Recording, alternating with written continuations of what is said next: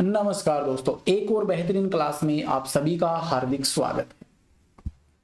NEET 2024 के लिए हम देख रहे थे वन शॉट बायोलॉजी लेक्चर, जिसके अंतर्गत पिछले लेक्चर में हमने बायोटेक्नोलॉजी के सिद्धांत और उसकी क्या प्रक्रिया होती है उसके बारे में हमने बात की थी। आज का जो लेक्चर है वो हम आज पढ़ने वाले हैं बायोटेक्नोलॉजी एंड इट्स एप्लीकेशंस, जैव प्रौद्योगिकी और उसके प्रयोग। यानी पिछले लेक्चर में हमने बायोटेक्नोलॉजी की क्या प्रक्रिया होती है, क्या सिद्धांत है। आज इस लेक्चर में उनका जो प्रोसेस और सिद्धांत उनका इम्प्लीमेंट करके, उनका प्रयोग करके हमारे दैनिक जीवन में इसका किस प्रकार से प्रयोग करते हैं, वो सभी चीजें आज इस लेक्चर के अंतर्गत देखने वाले हैं। कंप्लीट चैप्टर डिस्कस करेंगे, थ्योरी डिस्कस करेंगे और साथ में जो प्रीवियस ईयर क्वेश्चन है वो भी हम डिस्कस करने वाले हैं। एक और चीज आपके लिए बता देता हूं कि हमारा एक क्वेश्चन सीरीज और चल रही है जो 2008 से 2023 तक जितने भी नीट के एग्जाम हुए हैं उनमें जो PYQs पूछे गए हैं, प्रीवियस ईयर क्वेश्चन जितने भी पूछे गए वो सभी क्वेश्चन हम चैप्टर वाइज लेकर के आ रहे हैं, जिसमें लगभग 3-4 वीडियो मैंने डाल दिए। अगर आपने वो नहीं देखे ना तो वो जरूर देखिए, क्योंकि पूरा का पूरा आपका आधार वही क्वेश्चन है और पूरे क्वेश्चन आपके NCERT बेस्ड आने हैं, ये मैं आपको बता देता हूँ। क्योंकि उसमें लगभग 80 से 90 क्वेश्चन हम देख रहे हैं और वो आपका एक दिन अगर थ्योरी की क्लास है तो दूसरे दिन वो आपका प्रीवियस ईयर PYQs वाला क्वेश्चन सीरीज है वो लेकर के आया हूँ। तो इसी चैनल पर और भी बहुत कुछ आपको मिलने वाला है। अभी स्टार्ट करते हैं आज का जो हमारा चैप्टर है उसको।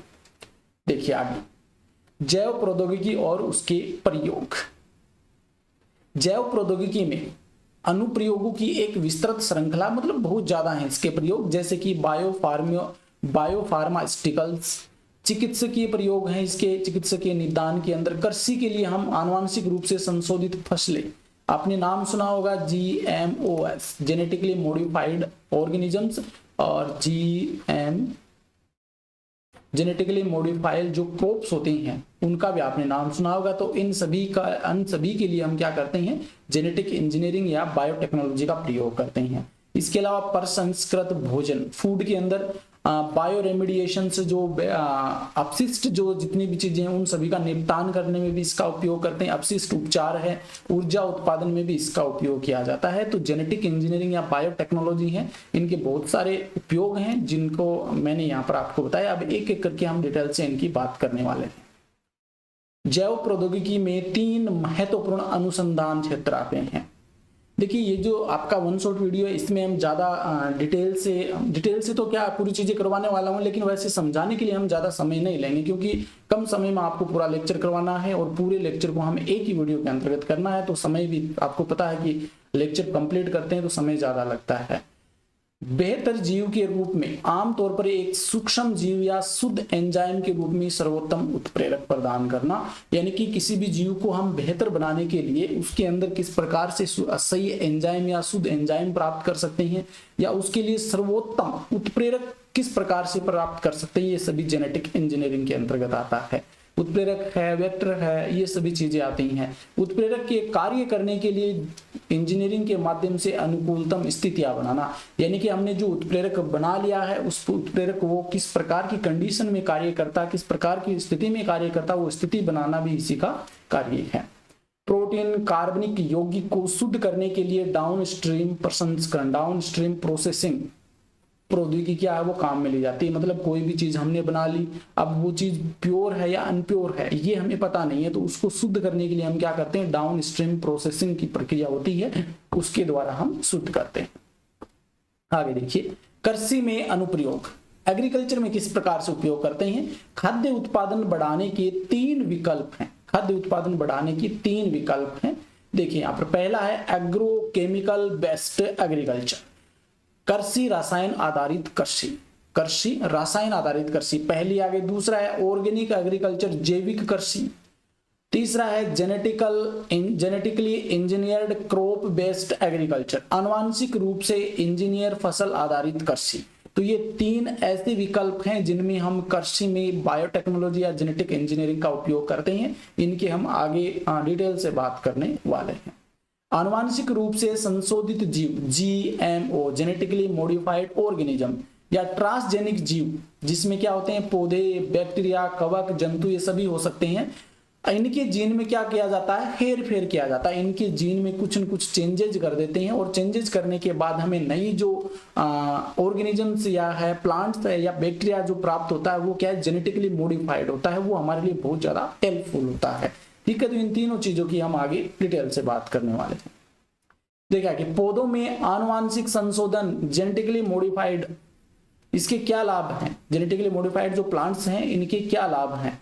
देखिए, यह फसलों को अजैविक तनाव, अजैविक मतलब एबायोटिक कंडीशन, जिसमें टेम्परेचर है, तूफान आ गए, इसके अलावा हम बात करें तो पानी की कमी हो गई है, इसके अलावा मिनरल्स, न्यूट्रिएंट्स, इनकी कमी हो गई है। देखिए, ठंडा, सूखा, लवण, गर्मी, इन सभी के प्रति अधिक सहनशील बनाना, ये इनका मेन उद्देश्य होता है जेनेटिकली मॉडिफाइड क्रॉप्स बनाने, प्लांट्स बनाने का।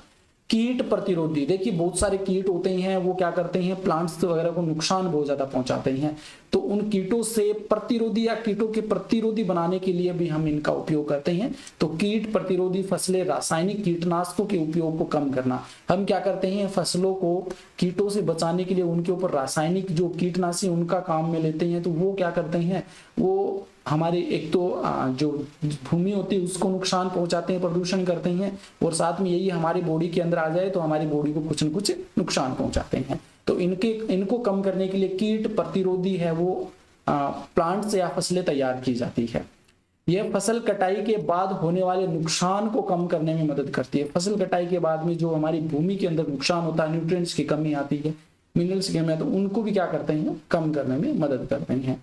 यह पौधों द्वारा खनिज उपभोग की दक्षता को बढ़ाता है, यानी कि प्लांट्स जो होते हैं, कुछ प्लांट्स के अंदर वो जो पूर्ण रूप से क्या होता है कि खनिज या मिनरल्स है वो उनके लिए उपलब्ध नहीं हो पाते हैं, तो उनको अवशोषण करने के लिए ये क्या करते हैं, इनकी दक्षता में वृद्धि करते हैं। मिट्टी की उर्वरता को जल्दी खत्म होने से बचाते हैं, मिट्टी की जो उर्वरता है उसको कम जल्दी से खत्म ना हो, इसलिए ये इस प्रकार के उपयोग किए जाते हैं। ये भोजन के पोषण मूल्य को बढ़ाते हैं। भोजन के पोषण मूल्य किस प्रकार से बढ़ाते हैं, देखिए आपने नाम सुना होगा गोल्डन राइस का, वेरी वेरी इंपॉर्टेंट एग्जांपल है, गोल्डन राइस का आपने नाम सुना होगा,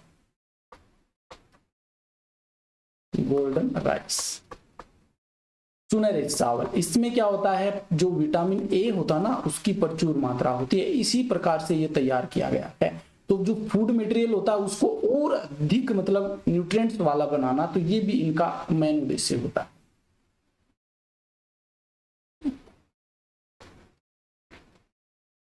आगे देखिए, जैसे देखिए एग्जांपल दे रखा है, विटामिन ए से भरपूर चावल जिसे गोल्डन राइस कह देते हैं, उद्योगों को वैकल्पिक संसाधनों जैसे कि स्टार्च, ईंधन, फार्मास्यूटिकल्स आदि की आपूर्ति के लिए संयंत्र बनाना, तो ये सभी हैं फसलों के अंदर उपयोग में लिए जाते हैं, बायोटेक्नोलॉजी या जेनेटिक इंजीनियरिंग। आगे देखिए, ये चीज आपको बता देता हूं, पूरा का पूरा आपके एनसीईआरटी से ही नोट्स तैयार किए गए हैं, क्योंकि अंतिम समय में हमें एनसीईआरटी ही पढ़नी चाहिए, उसी से आपके लगभग क्वेश्चन है वो सभी आते हैं।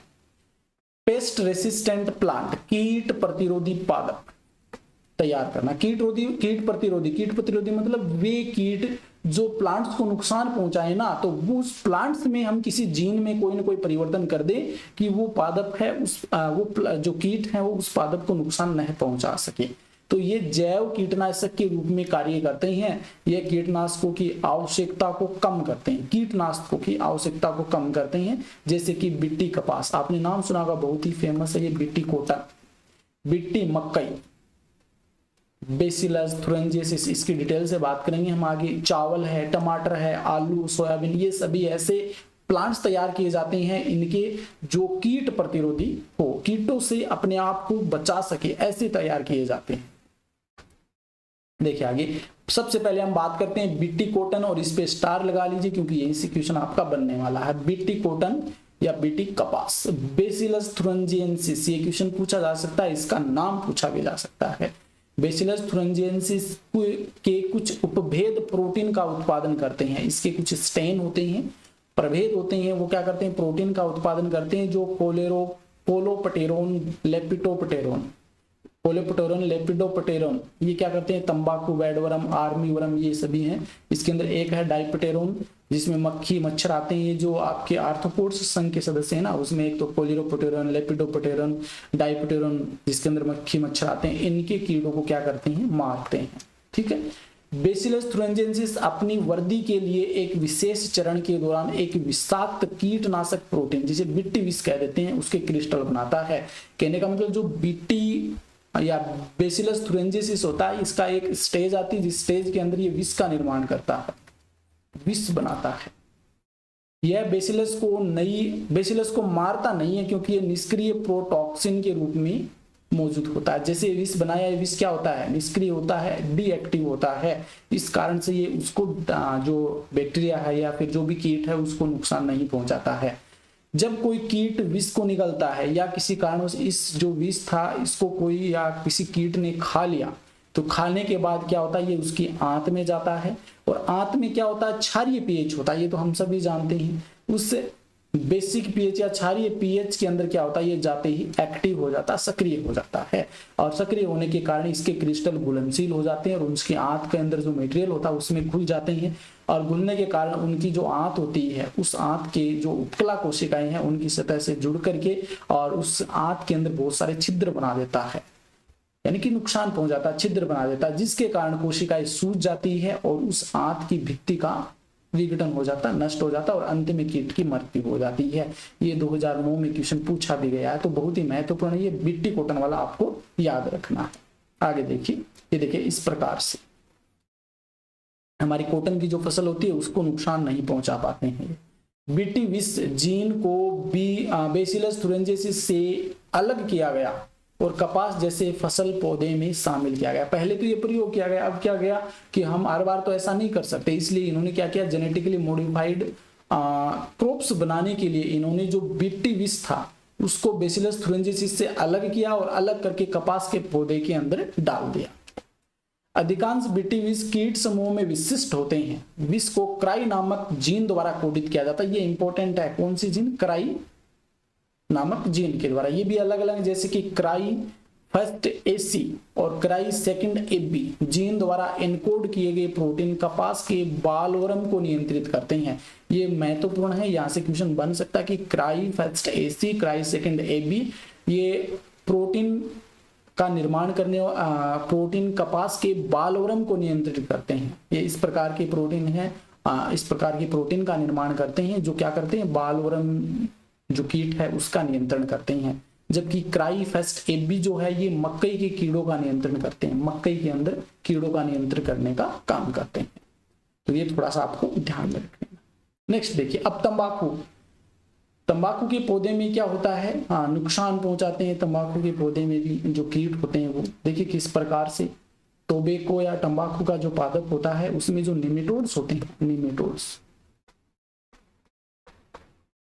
निमेटोड्स होते हैं वो नुकसान पहुंचाते हैं। एक मिनट,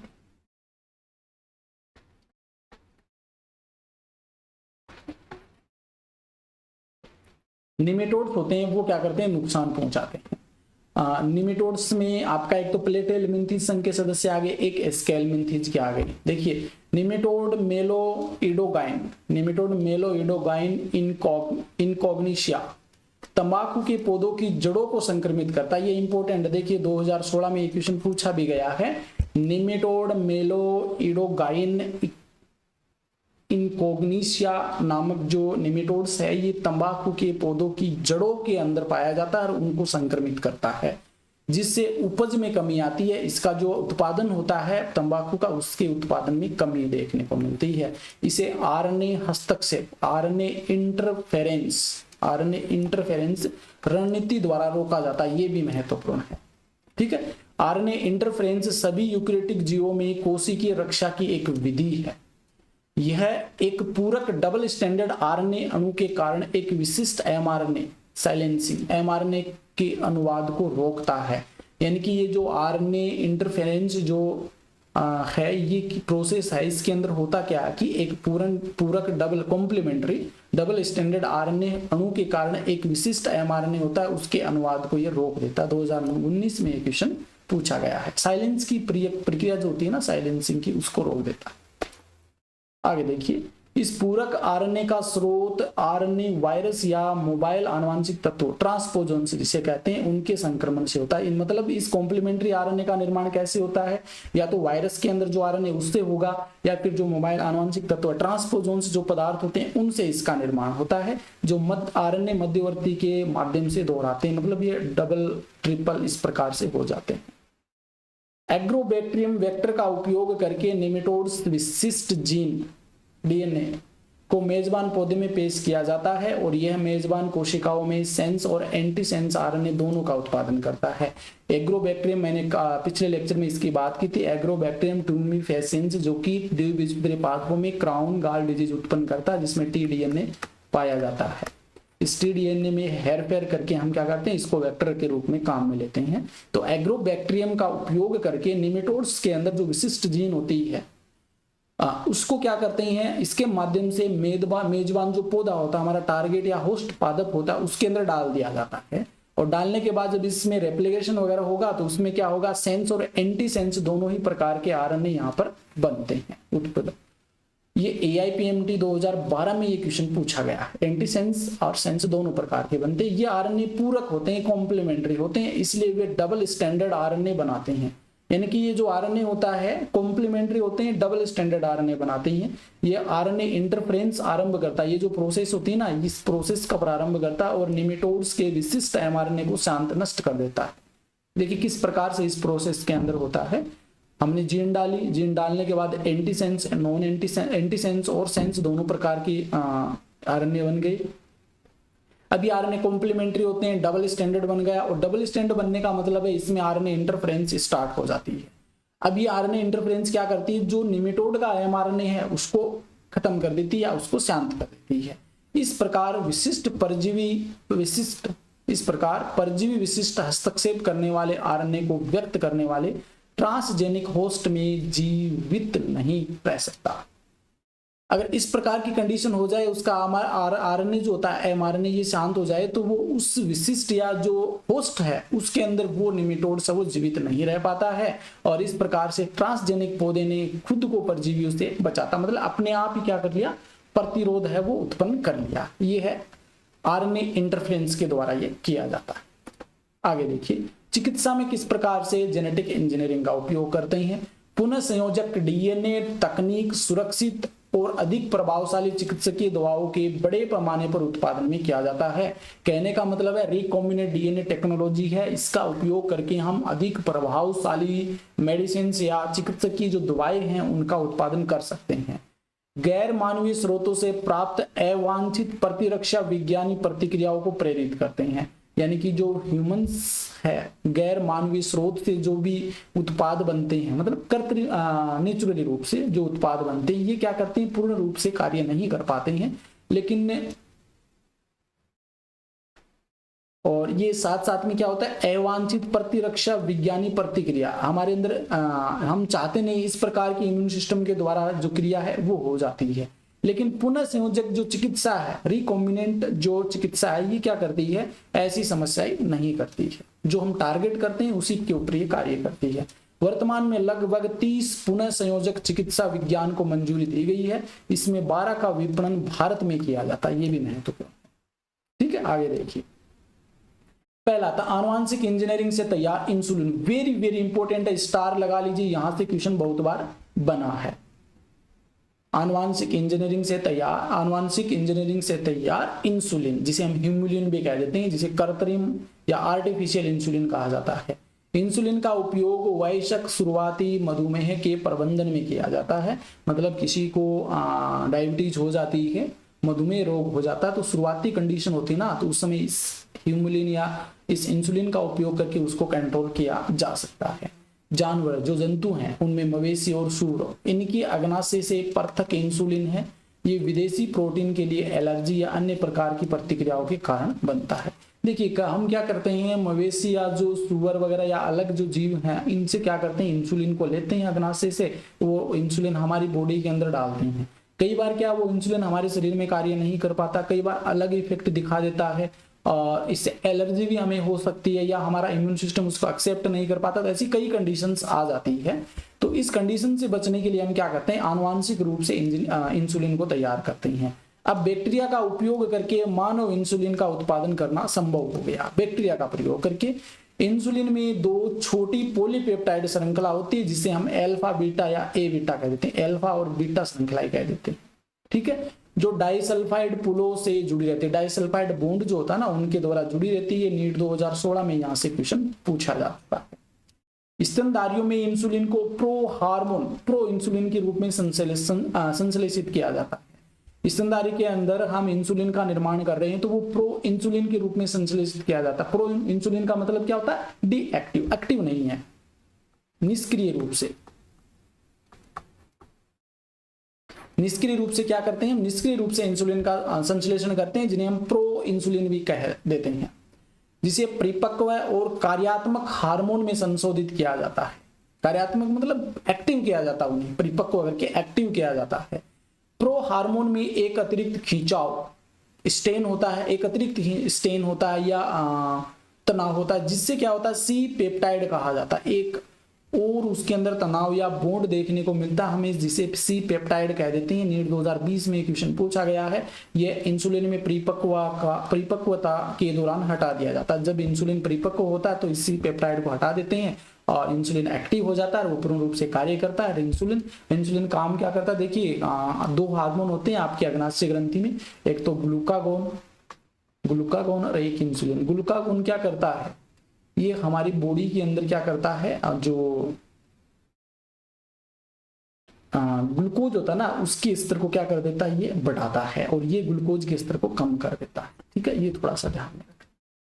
आगे देखिए 1983 में, ये इंपॉर्टेंट, देखिए ये जो आपका कृत्रिम रूप से तैयार किया गया था इंसुलिन, उसको हम हिमुलिन कह देते हैं, इस प्रकार से मार्केट में मिलता है। तो 1983 में एल लिली एक अमेरिकी कंपनी है, इन्होंने मानव इंसुलिन की ए व बी, अल्फा बीटा बोल देते हैं इसे, अल्फा बीटा श्रृंखलाओं के अनुरूप 2 डीएनए अनुक्रम तैयार किए और उन्हें इंसुलिन श्रृंखलाओं का उत्पादन करने के लिए ई कोलाई के प्लाज्मिड में डाल दिया गया। यानी कि 1983 के अंदर, 1983 में एल लिली नामक कंपनी थी। इस कंपनी ने क्या किया, मानव इंसुलिन की अल्फा बीटा श्रृंखलाओं का एक सीक्वेंस है वो तैयार की, 2 डीएनए अनुक्रम तैयार किए और इनसे इंसुलिन का निर्माण करने के लिए इसको प्लाज्मिड के अंदर डाल दिया, और प्लाज्मिड में क्या हो जाएगा, इसका रेप्लिकेशन हो जाएगा। श्रृंखला ए व बी को मानव इंसुलिन बनाने के लिए डाइसल्फाइड बॉन्ड बना करके जोड़ा गया, यानी कि मध्य अल्फा और बीटा के मध्य क्या कर दिया, डाइसल्फाइड बॉन्ड के द्वारा जोड़ दिया गया, और ये जो इंसुलिन प्राप्त हुआ ये इसे हिमुलिन कहा जाता है, हिमुलिन। नीट 2020 में इसका नाम पूछा गया था, इंपॉर्टेंट क्वेश्चन है ये, इस प्रकार के रूप से मिलता है। देखिए ये जो आपका कृत्रिम इंसुलिन है ना, ये पूरा का पूरा इंपॉर्टेंट है, यहाँ से आपका 100% मान लीजिए क्वेश्चन जरूर बनेगा, ठीक है। ये इसकी प्रोसेस होती है, ये अल्फा और ये बीटा श्रृंखला, इनको डाइसल्फाइड बॉन्ड के द्वारा जोड़ देते हैं यहाँ से, और पूरे को हम इंसुलिन कह देते हैं। पहले ये इस प्रकार की होती है, देखिए सी पेप्टाइड होता है, पहले इसे सी पेप्टाइड को हटा देते हैं, इस ये श्रृंखला और ये श्रृंखला, ये पूरी सी पेप्टाइड है, इसको हम हटा देते हैं परिपक्वता के समय, और फिर ये कंडीशन प्राप्त हो जाती है जो इंसुलिन के रूप में काम करती है। जीन थेरेपी, देखिए जीन थेरेपी के बहुत सारे उपयोग हैं। किसी भी डिजीज को खत्म करना, भ्रूणीय अवस्था में कोई बीमारी हो गई तो उसी समय उसको खत्म करना, कोई जीन में दिक्कत आ गई तो उस जीन के अंदर एक्सचेंज या हेर फेर करके उस जीन को सही करना, किसी डिजीज को, आनुवांशिक डिजीज को भी हम इससे ठीक कर सकते हैं। तो ये बहुत सारे उपयोग हैं इसके। देखिए यहाँ पर यह बच्चे या भ्रूण में जीन दोष को ठीक करने की एक विधि है। किसी जीन में या डीएनए में जो प्रॉब्लम है ना, उस प्रॉब्लम को ठीक करने की एक विधि है ये वंशागत बीमारी के इलाज के लिए जीन को किसी व्यक्ति की कोशिकाओं और ऊतकों में डाला जाता है। जो आनुवांशिक रूप से या वंशागत बीमारी है ना, डिजीज है, उनके इलाज के लिए क्या करते हैं, इस जीन को किसी व्यक्ति की कोशिका या ऊतक में डाल देते हैं, और यह गैर कार्यात्मक जीन की भरपाई करता है। गैर कार्यात्मक मतलब जो एक्टिव नहीं है, उस जीन के रूप में कार्य करने के लिए ये होती है। पहली क्लिनिकल जीन थेरेपी 1990 में 4 साल की एक लड़की को दी गई थी। सबसे पहली जो क्लिनिकल जीन थेरेपी थी 1990 में, जिसमें adenosine deaminase ADA, full form पूछ ली जाती है कई बार, एडीए एडेनोसिन डीएमिनेज की कमी थी, जिसके परिणाम स्वरूप एक मिनट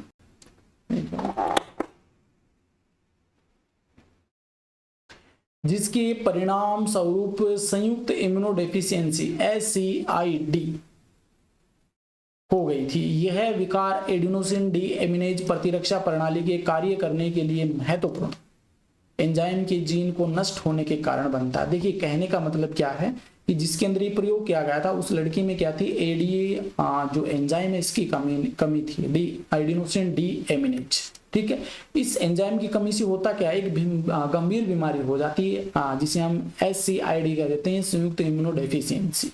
इसमें क्या होता है कि इस हार्मोन की इस एंजाइम की कमी से हमारा जो प्रतिरक्षा प्रणाली है उसका एक महत्वपूर्ण एंजाइम होता है ये, और तो इसका एक जीन नष्ट हो जाता है। ठीक है ना, इसका एक जीन नष्ट हो जाता है, इस कारण से ये प्रक्रिया होती है। अब होता क्या, अगर हम जीन थेरेपी करेंगे ना तो उस जीन की जगह दूसरा जीन डाल देंगे और वो क्या करेगा, इस आईडीए हार्मोन का संश्लेषण करने लग जाएगा। ये नीट 2016 में यहाँ से क्वेश्चन पूछा गया है, ये भी इंपॉर्टेंट। देखिए आगे, इसे अस्थि मज्जा प्रत्यारोपण या एंजाइम रिप्लेसमेंट थेरेपी कार्यात्मक एडीए का इंजेक्शन द्वारा ठीक किया जा सकता है, लेकिन यह दृष्टिकोण पूरी तरह से उपचारात्मक नहीं है। ये जो डिजीज हो रही है ना, पीछे हमने बात की थी एडीए की कमी हो जाती है, और इस एडीए की कमी होने के कारण जो SCID हमें डिजीज होती है, तो इसको हम उपचार करने के लिए क्या करते हैं, जो हमारी अस्थि मज्जा होती है बोन मेरो, उसका प्रत्यारोपण करते हैं, या फिर वो एंजाइम रिप्लेसमेंट थेरेपी करते हैं, यानी कि एक इंजेक्शन के द्वारा ये एंजाइम जो होता है कार्यात्मक एक्टिव जो एंजाइम होता है वो उसके अंदर डाल दिया जाता है। ठीक है, डालने के बाद में क्या होता है, या तो वो पूर्ण रूप से ठीक हो जाता है, लेकिन ये लास्ट में देखिए ये चीज पड़ी है, ये पूर्ण रूप से या पूरी तरीके से उपचारात्मक तरीका नहीं है, मतलब पूर्ण रूप से ठीक नहीं किया जा सकता। वो जो जीन है वो बार बार में हमें समय के अकॉर्डिंग क्या करनी है, चेंज करनी पड़ती है। 2009 में ये क्वेश्चन पूछा गया यहाँ से। जीन थेरेपी में रोगी के रक्त से लिम्फोसाइट्स को एक कल्चर, सेंस कर दी गलती से हो गया, कल्चर बोलते हैं, अरे क्या हो गया,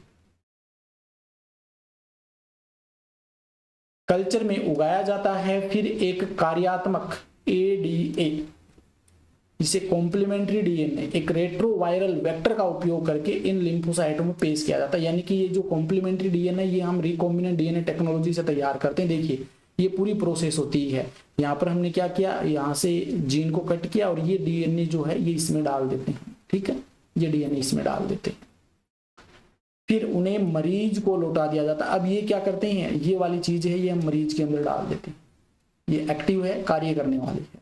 इसे समय समय पर दोहराया जाता है, रिप्लिकेट मतलब बार बार समय के अकॉर्डिंग इसे चेंज किया बार बार में किया जाता है, क्योंकि ये कोशिकाएं अमर नहीं है, नष्ट भी हो सकती है ये सेल। यदि एडीए जीन मज्जा कोशिकाओं से, एडीए जीन मज्जा कोशिकाओं से या एडीए जीन को प्रारंभिक भ्रूण अवस्था में कोशिकाओं में पेश किया जाता है तो ये एक स्थायी इलाज हो सकता है। अगर ये हम जब वयस्क अवस्था या कोई ऐसी स्थिति आ जाए जो भ्रूणी अवस्था के बाद में अगर करते हैं तब तो ये क्या करते हैं, पूर्णतः उपचार नहीं है। लेकिन जब भ्रूणी अवस्था में हम क्या करते हैं, उसके अंदर एडीए जो जीन है, एडीए जो जीन है ये हम भ्रूणी अवस्था में अगर उसके अंदर डाल दें तो वो स्थायी इलाज हो सकता है, उसमें दोबारा से इस प्रकार की डिजीज नहीं होगी। तो ये चीज इसमें ध्यान में रखनी है। देखिए ये मैंने ऐसे ऐड किया, देखिए इन विवो और एक्स विवो, ये एक्स विवो मतलब बाहर करना और इन विवो अंदर करना, ये बहुत सारी इंपॉर्टेंट चीजें हैं जो आपको ध्यान में रख लिए। मैं बता चुका हूँ ये चीजें, ये आपके जो पिछली प्रोसेस आती है ना उसके अंदर हम ये पढ़ चुके हैं कि किस प्रकार से वेक्टर के अंदर हम जीन वो ऐड करते हैं, ऐड के बाद में उसका कल्चर किया जाता है, फिर मनुष्य के अंदर उसको कैसे डाला जाता है। ये देखिए अभी हमने बात की ना, यानी कि प्लाज्मिड के द्वारा क्या करते हैं, एडीए जो जीन है उसको इसके अंदर डाल दिया, इसको हमने ग्रो करवा लिया, ग्रो करवाने के बाद इसको इंजेक्शन के माध्यम से हमारे बॉडी के अंदर डाल दिया। ठीक है, तो ये चीजें हैं, ये हम देख चुके हैं। आगे देखिए, थर्ड नंबर है मोलिकुलर डायग्नोसिस, आणविक निदान। जो डिजीज वगैरह हमें हो जाती है, बीमारियां हो जाती है, तो उनके निदान के लिए हम क्या कर सकते हैं। पारंपरिक तरीके, सीरम और मूत्र विश्लेषण, ये तो सामान्य तरीके हैं। सीरम मतलब ब्लड निकाल करके उसका टेस्ट करना, एक मूत्र विश्लेषण जो हमारा यूरिन है उसको काम में लेकर के उसका टेस्ट करना। इनका उपयोग करके रोगों का प्रारंभिक निदान संभव नहीं है। ठीक है, ये तो पारंपरिक तरीके हैं, लेकिन प्रारंभिक जो कंप्लीटली इनका इलाज कर सकें तो वो इनसे संभव नहीं होता है। इसलिए पुनः संयोजक डीएनए, रिकॉम्बिनेंट डीएनए प्रौद्योगिकी, रिकॉम्बिनेंट डीएनए बायोटेक्नोलॉजी है, पीसीआर है और एलिजा प्रारंभिक निदान की कुछ तकनीकें हैं, इनका उपयोग हम करते हैं। रिकॉम्बिनेंट डीएनए टेक्नोलॉजी, प्रौद्योगिकी, पीसीआर, एलिजा प्रारंभिक निदान, ये ऐसी टेक्निक्स हैं जिनका उपयोग हम आणविक निदान में करते हैं। ठीक है, आगे देखिए। देखिए पीसीआर की बात कर लेते हैं। सबसे पहले पॉलीमरेज चेन रिएक्शंस, रोगजनक की उपस्थिति का संदेह आमतौर पर केवल लक्षणों के आधार पर ही किया जाता है। यानी कोई भी किसी प्रकार की डिजीज है तो उस व्यक्ति को हम देख कर की पता चल कर देख सकते हैं उसमें बुखार के लक्षण है या जुखाम के हैं या कोई एड्स मान लीजिए, इस एड्स के अलावा और भी जो अन्य डिजीज हैं, हेपेटाइटिस है, इनके जो लक्षण देखते हैं ना, उसी आधार पर हम सामान्यतया उसके ऊपर संदेह करते हैं कि उसको ये डिजीज हो सकती है। इस समय तक शरीर में रोगजनक की सांद्रता पहले से ही बहुत अधिक है, यानी कि जब ये लक्षण उत्पन्न होते हैं ना तो उसमें बहुत ज्यादा उसके रोगजनक की सांद्रता बढ़ जाती है। हालांकि पीसीआर द्वारा उनके न्यूक्लिक एसिड के परिवर्तन द्वारा बैक्टीरिया या वायरस को बहुत कम सांद्रता पर पता लगाया जा सकता है। मतलब समय समय पर जांच करवाते हैं। अगर हमारी बॉडी के अंदर कोई इन्फेक्शन हो गया, कोई डिजीज हो गई है, तो उस रोगजनक की अगर थोड़ी सी भी मात्रा हमारी बॉडी में है तो उस न्यूक्लिक एसिड का परिवर्तन करके हम पीसीआर के द्वारा कम सांद्रता में भी उस डिजीज का पता लगा सकते हैं। पीसीआर के उपयोग क्या है? देखिए प्रोसेस हमने पिछले लेक्चर में बता दी थी कि पीसीआर में किस प्रकार से प्रोसेस करते हैं। सबसे पहले हम क्या करते हैं, डीएनए को कलेक्ट करते हैं। कलेक्ट करने के बाद उसका डीनेचुरेशन किया जाता है, बीच में से जो बंध है ना वो तोड़ते हैं 95 डिग्री सेंटीग्रेड पर। फिर एनिलिंग की जाती है 55 डिग्री सेंटीग्रेड पर। एनिलिंग के अंदर प्राइमर जोड़ा जाता है कि जिससे टेम्पलेट का संश्लेषण हो सके, और टेम्पलेट के संश्लेषण से क्या होगा, नया डीएनए स्ट्रैंड का संश्लेषण होगा। फिर हम एलंगोशन, उसकी लंबाई बढ़ जाएगी 72 डिग्री सेंटीग्रेड पर। ये डबल स्टैंडर्ड डीएनए हमें 2 कॉपियां प्राप्त होगी। इस प्रकार लाखों संख्या में कॉपियां प्राप्त कर सकते हैं पीसीआर के द्वारा। ये तो हम पिछले लेक्चर में पढ़ चुके हैं। उपयोग क्या है इसके, देखिए संदिग्ध एड्स संदिग्ध एड्स रोगियों में एचआईवी का पता लगाने के लिए। संदिग्ध मतलब क्या होता है कि जिसमें ज्यादा हमें लक्षण दिखाई दे, उनमें एड्स रोगियों का पता, एड्स रोगी हैं उनमें एचआईवी का पता लगाने के लिए पीसीआर का उपयोग किया जाता है। संदिग्ध कैंसर रोगियों में जीन उत्परिवर्तन का पता लगाने के लिए, किसी व्यक्ति को कैंसर है तो उसमें जीन में किस प्रकार से म्यूटेशन हुआ है उनका पता लगाने के लिए हम पीसीआर का उपयोग करते हैं। अन्य आनुवांशिक विकारों की पहचान के लिए, कुछ अन्य जेनेटिक जो डिजीज होती हैं जिसके अंदर सिकल सेल एनीमिया है, हीमोफीलिया है, ऐसी जो डिजीज है इनका के लिए भी पीसीआर का उपयोग करते हैं। एक एकल स्टैंड डीएनए या आरएनए, एक रेडियोधर्मी अणु जो जिसे हम प्रोब कहते हैं के साथ टैग किया जाता है। कोशिकाओं के एक क्लोन में अपने पूरक डीएनए, कॉम्प्लीमेंट्री डीएनए के लिए संकरित किया होता है। इसके बाद ऑटो रेडियोग्राफी या एक्सरे वगैरह इसका उपयोग करके पता लगाया जाता है। उत्परिवर्तित जीन वाला क्लोन फोटोग्राफिक फिल्म, इसे हम एक्सरे कहते हैं ना, फोटोग्राफिक फिल्म पर दिखाई नहीं देगा क्योंकि जांच में उत्परिवर्तित जीन के साथ पूरक नहीं होगा। देखिए हम ये चीज प्रोसेस में बता चुका हूं कि एकल डीएनए स्टैंड या आरएनए स्टैंड लेते हैं, उसके साथ में प्रोब जोड़ देते हैं। प्रोब जोड़ करके हम क्या करते हैं, उनके क्लोन तैयार कर लिए जाते हैं। क्लोन के बाद में उसको ऑटो रेडियोग्राफी के माध्यम से उस डिजीज का या पता लगाते हैं। तो ये पूरी प्रोसेस में पिछले लेक्चर में बता चुका। आगे देखिए, अब आता एलिजा, वेरी वेरी इंपॉर्टेंट, यहां से भी क्वेश्चन बना है कई बार। एलिजा एंजाइम, एलिजा का फुल फॉर्म याद रख लेना। देखिए enzyme linked immunosorbent assay, enzyme linked immunosorbent assay. इसमें देखिए 4 प्रोसेस होती है। पहली तो direct ELISA, indirect ELISA, sandwich ELISA, competitive ELISA. इनकी जैसी जैसी फॉर्म बनती है ना उसी के आधार पर इनका नाम दिया गया है। यहाँ पर देखिए एलिजा मतलब प्रवेश कर गया, इसके बाद में यहाँ पर किसी एंटीबॉडी के साथ में जुड़ जाता है। यहाँ पर डबल एंटीबॉडी क्रिया कर लेती है और यहाँ पर एंटीबॉडी के साथ में क्रिया करके उसको नष्ट कर दिया, ये प्रक्रिया होती है। तो ये हमारी ऐसा डिटेल में है नहीं, जो चीज दे रखी है वही मैं आपको एनसीईआरटी के अकॉर्डिंग यहाँ पे बताने वाला हूँ। ये एक एंटीजन एंटीबॉडी इंटरसेक्शन यानी कि प्रतिक्रिया की सिद्धांत पर आधारित है। एंटीबॉडी और एंटीजन के मध्य क्रिया है, उसके आधार पर आधारित है। रोगजनक द्वारा संक्रमण का पता एंटीजन यानी कि प्रोटीन, ग्लाइकोप्रोटीन, इसकी उपस्थिति से या रोगजनक के खिलाफ संश्लेषित एंटीबॉडी का पता लगाया जा सकता है। हम इसे वेस्टर्न ब्लोटिंग तकनीक कह देते हैं। यानी कि पैथोजन या रोगजनक का हम कैसे पता करते हैं? एक तो उसमें अगर कोई प्रोटीन है, ग्लाइकोप्रोटीन है, एंटीजन प्रवेश करा शरीर में, तो वो क्या प्रवेश किया, उस एंटीजन क्या है? एंटीजन एक प्रोटीन ही तो होती है, उसकी जांच करके हम पता लगा सकते हैं। एक दूसरी स्थिति ये होती है उस एंटीजन के खिलाफ हमारी बॉडी के अंदर कौन से एंटीबॉडी संश्लेषित हुए हैं, उन एंटीबॉडी के अनुसार भी हम इसका पता लगा सकते हैं, और ये हम वेस्टर्न ब्लोटिंग के माध्यम से करते हैं।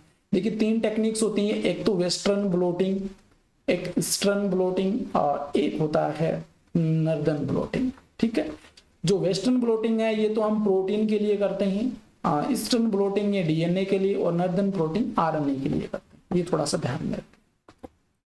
आगे देखिए ट्रांस, ये हो गया आपका एलिजा टेस्ट वाला। ठीक है, ये पूरी चीज मैं बता चुका हूँ एलिजा क्यों करते हैं। पिछले लेक्चर में जो पूरा का पूरा आपके माइक्रोब्स वाला जो डिजीज थे ना, ह्यूमन वेलफेयर वाला, उसमें एड्स के बारे में कंप्लीट जानकारी है, मैं उसमें बता चुका हूँ ये।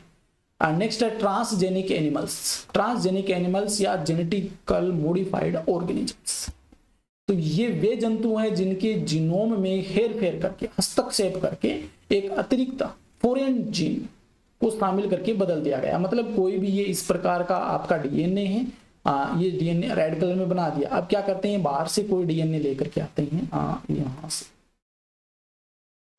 ये मान लीजिए कोई बाहर से डीएनए है, इसको हमने इसके अंदर डाल दिया, यहाँ पर डाल करके ये जो जीन प्राप्त हुई ना, ये बहुत ही शानदार तरीके से कार्य करने वाली थी, हमारे लिए बहुत ज्यादा हेल्पफुल जीन हमें प्राप्त होगी। ठीक है, तो इस प्रकार से हम क्या करते हैं, नई जीन का निर्माण करते हैं, और ये जीन हम किसी जीव के अंदर डाल देते हैं, और वो जीव हमारे लिए बहुत ज्यादा हेल्पफुल हो जाता है।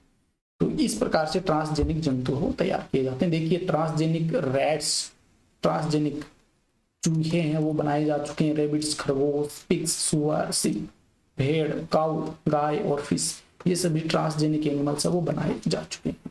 सभी मौजूदा ट्रांसजेनिक जानवरों में से 95% से अधिक चूहे हैं। मतलब जितने भी ट्रांसजेनिक एनिमल्स बनाए उनमें सबसे ज्यादा चूहे प्राप्त किए गए। देखिए यहाँ पर मैंने इसकी स्ट्रक्चर भी ऐड की है, बहुत ही अच्छे से आपको देख लेना इसमें। पहले तो देखिए यहाँ पर क्या करते हैं, प्रो न्यूक्लियर इंजेक्शन या न्यूक्लियर ट्रांसफर करते हैं। ये तो डोली वाला भी हो सकता है ना, उसी प्रकार का है। एक मिनट,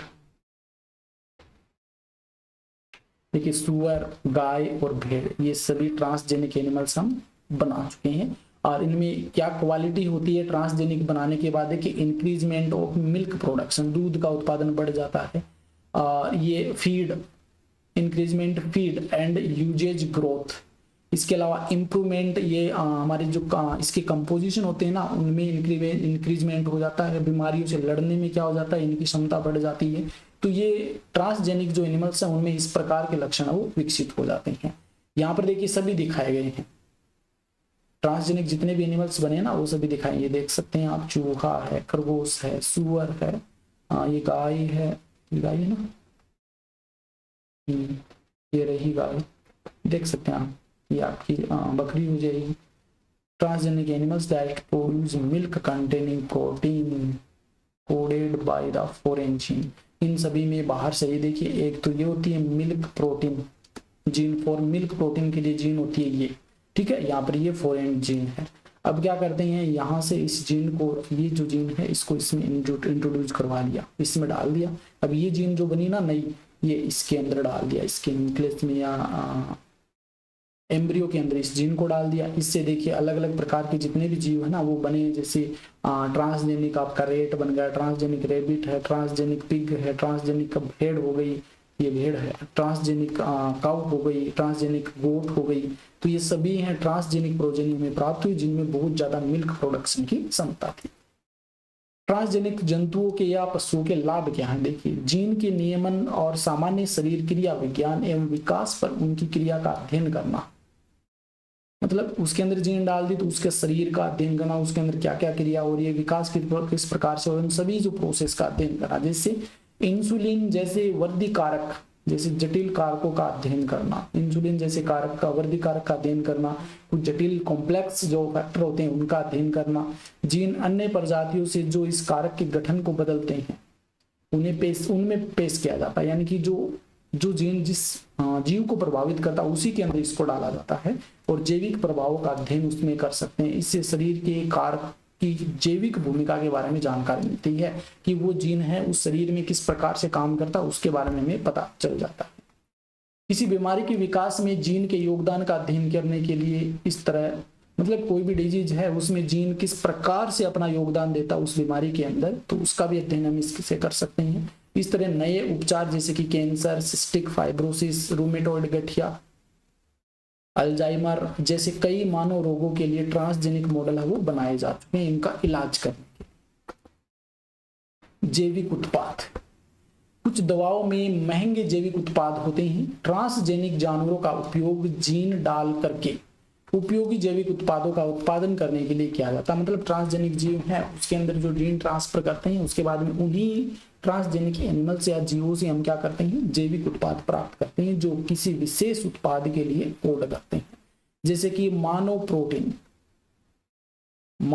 प्रोटीन का उपयोग वात स्फीति के इलाज के लिए किया जाता है। वात स्फीति जो डिजीज होती है उसके लिए इलाज में करते हैं। ये है एल्फा फर्स्ट एंटीट्रिप्सिन जो है प्रोटीन, इसका उपयोग करते हैं वात स्फीति के इलाज में।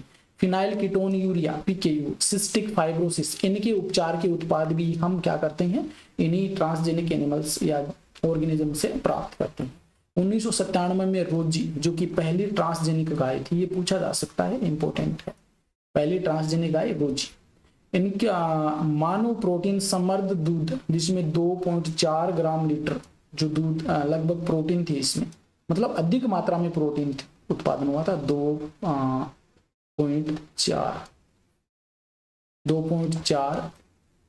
ग्राम प्रति लीटर, प्रति एक लीटर में 2.4 ग्राम क्या थी, प्रोटीन थी, का उत्पादन किया।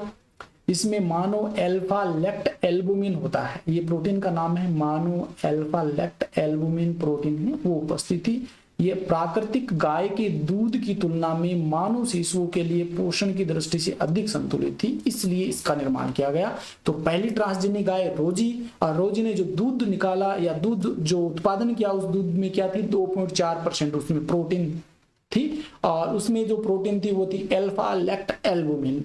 और ये जो दूध था जो सामान्य जो प्राकृतिक नेचुरली गाय से दूध लेते ना उसकी तुलना में बहुत ज्यादा पौष्टिक था, संतुलित उत्पाद उसमें उपस्थित थे। आगे देखिए, वैक्सीन सुरक्षा परीक्षण। पोलियो वैक्सीन की सुरक्षा का परीक्षण करने के लिए ट्रांसजेनिक चूहों का उपयोग किया जाता है। मतलब जो ट्रांसजेनिक चूहे हैं, तो पोलियो वैक्सीन हमें बनानी है तो वो अलग अलग प्रयोग करके तो देखें कि एक्टिव कार्य करती है या नहीं पोलियो के ऊपर, तो ट्रांसजेनिक चूहों में इसको इंजेक्ट किया जाता है, फिर इसके काम में लेते हैं। यदि ये विश्वसनीय है, सही रूप से काम कर रही है, तो इसके बाद में इन टीकों को सुरक्षा का परीक्षण करने के लिए बंदरों के ऊपर उपयोग किया जाता है। तो पहले चूहों पे करते हैं, उसके बाद में अगर चूहों पे कारगर है ये कार्य कर रही है तो फिर बंदरों पे किया जाता है। रासायनिक सुरक्षा परीक्षण, विषाक्तता का परीक्षण। इसमें क्या करते हैं कि ट्रांसजेनिक जानवर बनाए जाते हैं और उनमें ऐसे जीन होते हैं जो गैर ट्रांसजेनिक जानवरों की तुलना में विषाक्त पदार्थों के प्रति अधिक संवेदनशील होते हैं। कहने का मतलब जो ट्रांसजेनिक हमने एनिमल्स बनाए हैं, जो ऑर्गेनिजम्स बनाए हैं, उनमें अगर कोई विष प्रवेश किया है तो वो उसके प्रति बहुत अधिक संवेदनशील होते हैं तुलना में किसके, जो नेचुरली जीव होते हैं। वो गैर जो ट्रांसजेनिक एनिमल्स है ना उनकी तुलना में वो ज्यादा संवेदनशील होते हैं। जैसे विषाक्त इसके अंदर प्रवेश किया, वो अपनी एक्टिविटी शुरू कर देते हैं। उन्हें विषाक्त पदार्थों के संपर्क में लाया जाता है और उनके प्रभावों का अध्ययन किया जाता है और तुरंत परिणाम देते हैं। ये जो ट्रांसजेनिक एनिमल्स हैं तो विषाक्त के प्रति तुरंत अपना परिणाम देते हैं और इस प्रकार से हम रासायनिक सुरक्षा का परीक्षण करते हैं। तो EIPMT 2003 में यहां से क्वेश्चन बना है। नेक्स्ट देखिए, एथिकल्स इश्यूज। ये आपके ट्रांसजेनिक जो बायोटेक्नोलॉजी के लगभग जो उपयोग है ना वो लगभग कंप्लीट हो गए हैं। जो नेक्स्ट पार्ट है देखिए, इसके अंदर एथिकल्स इश्यूज, नैतिक मुद्दे क्या हैं उनकी बात कर लेते हैं। अप्रत्याशित परिणामों की समस्या। आनुवांशिक संशोधन अप्रत्याशित परिणाम पैदा करता है। हम संशोधन कर देते हैं तो उसे अप्रत्याशित, जो हम चाहते नहीं तो वो परिणाम भी कई बार आ जाते हैं। जैसे भारत सरकार ने जेनेटिकली मॉडिफाइड अनुसंधान की वैधता और सार्वजनिक सेवाओं के लिए जेनेटिकल मॉडिफाइड जीवों को पेश करने की सुरक्षा के बारे में निर्णय लेने के लिए एक कमेटी का गठन किया और उस कमेटी का नाम है GEAC, genetical engineering approval committee. NEET 2018 में ये क्वेश्चन पूछा गया है। ठीक है, पेटेंट की समस्या, ये तो अप्रत्याशित परिणामों की समस्या, इसके बारे में जो भी अप्रूवल मिलता है, कोई भी जेनेटिकली मॉडिफाइड जीव बनाते तो अप्रूवल इसके द्वारा दिया जाता है। पेटेंट की समस्या, कुछ कंपनियों को उन उत्पादों और प्रौद्योगिकियों के लिए पेटेंट मिल गया जो आनुवंशिक सामग्री, पौधों आदि का उपयोग करते हैं, जिन्हें किसी देश, क्षेत्र या किसानों और स्वदेशी लोगों द्वारा पहचाना, विकसित और उपयोग किया गया। ठीक है, तो ये पेटेंट की समस्या हो जाएगी। आगे देखिए, जैसे एग्जाम्पल है ये इंपॉर्टेंट भी है। देखिए, बासमती चावल, आपने नाम सुना होगा बासमती चावल का, हर्बल औषधियां जैसे कि हल्दी, नीम आदि। बासमती चावल में अनोखी सुगंध और स्वाद होता है। भारत में बासमती चावल की 27 किस्में हैं। 1997 में एक अमेरिकी कंपनी को अमेरिकी पेटेंट और ट्रेडमार्क कार्यालय के माध्यम से बासमती चावल पर पेटेंट अधिकार प्राप्त हुआ। ठीक है, इससे कंपनी को बासमती की नई किस्म बेचने की अनुमति मिल गई और ये नीट 2018 में ये क्वेश्चन पूछा गया, वेरी वेरी इंपॉर्टेंट है। यह वास्तव में भारतीय किसानों की किस्मों से प्राप्त किया गया था। भारतीय किसानों की जो किस्म है ना, उनसे प्राप्त किया गया था। भारतीय बासमती को अर्ध बोनी किस्मों के साथ मिलाया गया और एक नवीनता के रूप में दावा किया गया। बासमती चावल बेचने वाले अन्य लोगों पर पेटेंट द्वारा प्रतिबंध लगाया जा सकता है। यानी कि जो भारतीय जो बासमती है उसकी जो अर्ध बोनी किस्म है उनके साथ मिलाकर के एक नवी किस्म तैयार की गई। ठीक है ना, ये बासमती चावल जो है इनकी। इसके बाद में देखिए नेक्स्ट, यह बहुराष्ट्रीय कंपनियों और अन्य संगठनों द्वारा संबंधित देशों और लोगों से, ये तो थ्योरेटिकल पोर्शन है इसलिए मैं लगातार पढ़ रहा हूं इसको, उचित प्राधिकरण के बिना, मुआवजे के भुगतान के बिना जैव संसाधनों का उपयोग। 2018 में यहां से क्वेश्चन बना है। अधिकांश औद्योगिक राष्ट्र जैव विविधता पारंपरिक ज्ञान में गरीब हैं। विकासशील और दुनिया के पास समृद्ध जैव विविधता और जैव संसाधनों से संबंधित पारंपरिक ज्ञान है। इसे जैव संसाधनों और पारंपरिक ज्ञान के अनाधिकृत दोहन को रोकने के लिए कानून विकसित किया गया। मतलब इनका सही तरीके से उपयोग नहीं करते हैं ना, उनके लिए रोकने के लिए कानून बनाया गया। भारतीय संसद ने भारतीय पेटेंट विधेयक के दूसरे संशोधन को मंजूरी दे दी, जिसमें पेटेंट शर्तों और आपातकालीन प्रावधानों और अनुसंधान और विकास पहल पर विचार किए गए हैं कि इनका अनैतिक तरीके से उपयोग नहीं किया जाना चाहिए। तो ये हमारा जो चैप्टर है biotechnology and it's applications complete होता है। बहुत ही अच्छे तरीके से मैंने इसमें आपके लिए समझाने का प्रयास किया है कि जिससे आपका अच्छे से समझ पाए और आपके नीट 2024 के एग्जाम के लिए हेल्पफुल रह सके। तो ये लेक्चर कैसा लगा कमेंट करके जरूर बताना। अच्छा लगा तो इसको लेक्चर को लाइक कीजिए, वीडियो को अधिक से अधिक शेयर कीजिए और आप इस चैनल पे नहीं है तो चैनल को सब्सक्राइब जरूर कर लीजिए। धन्यवाद, थैंक यू।